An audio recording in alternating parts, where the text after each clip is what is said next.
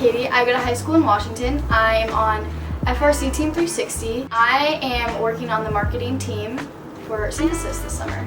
Synthesis is an emulator and a simulator for FIRST robotics teams where teams can import their robot and test their driving skills, test their code. So it's a really great, useful application for FIRST teams.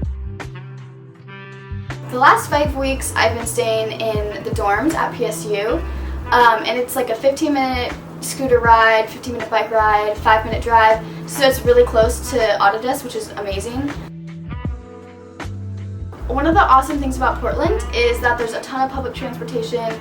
There's the Max, there's buses, there's also scooters you can ride, you can also drive. It's a super nice city. This summer we planned a few events to get user feedback before we had our final release, so we planned that. We collaborated with a lot of Autodesk employees this summer. I've learned a lot from meeting with these employees.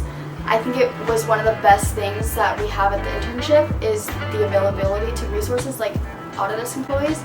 They definitely taught us a lot of how to get the right feedback from our users and not useless feedback, but feedback that we can actually use.